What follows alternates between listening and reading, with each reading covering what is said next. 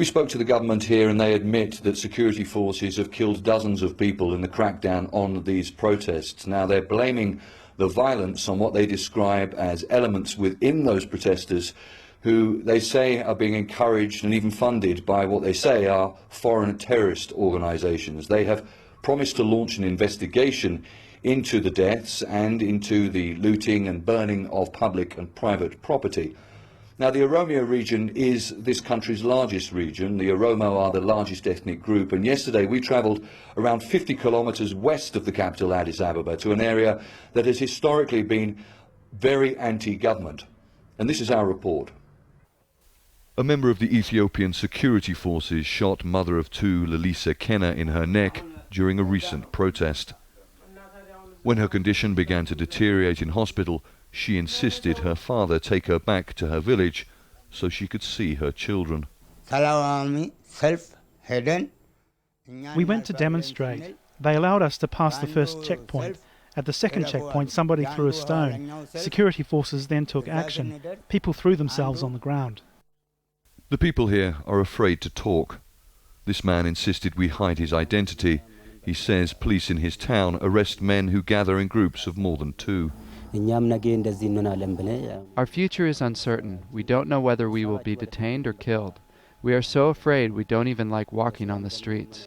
The government admits its security forces have killed dozens of people in the crackdown on these protests, and it's promised to launch an investigation into who was responsible for those deaths. But certainly the people living here say they have little hope that they will get justice or that their long-standing political demands will be met.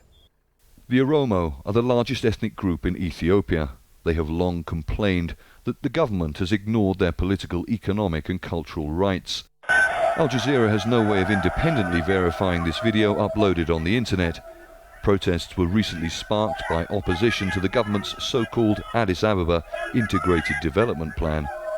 The government says it's aimed at improving the services and developing the Oromo region around the capital. But many of the Oromo are calling it an unconstitutional land grab. Activists and opposition members say security services have killed around 140 people. Hundreds of others have been wounded, arrested and detained. The problem with the government is simply the government is consciously trying to avoid recognizing real problems in the society. In fact, the Ethiopian society, not only the Oromo society, is simply fed up of the regime. Fed especially the youth, the young people.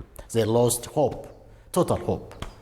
The government admits the Oromo people have legitimate concerns that it needs to address.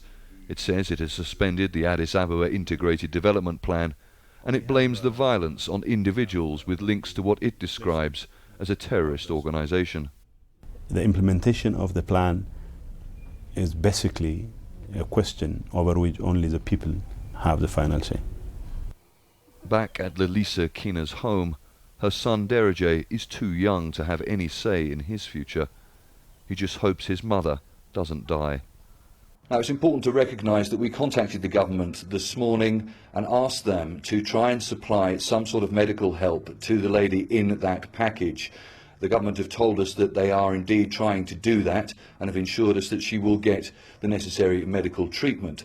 But this comes as a massive embarrassment for the Ethiopian government when it's been getting such incredible PR, if you like, global recognition for its economic success story. What is being described here as great economic growth, double-digit growth over the last 10 years, one of the fastest growing economies in the world, despite it still being one of the poorest countries. And of course, the President of the United States, Barack Obama, was here last year and gave a huge endorsement to Ethiopia, praising Ethiopia for its economic growth and hailing its support in its fight against Al-Shabaab militants in neighbouring Somalia. The fact of the matter is, though, and the government admit this, that there is a long way to go on their path towards full democracy, and they admit that mistakes are being made.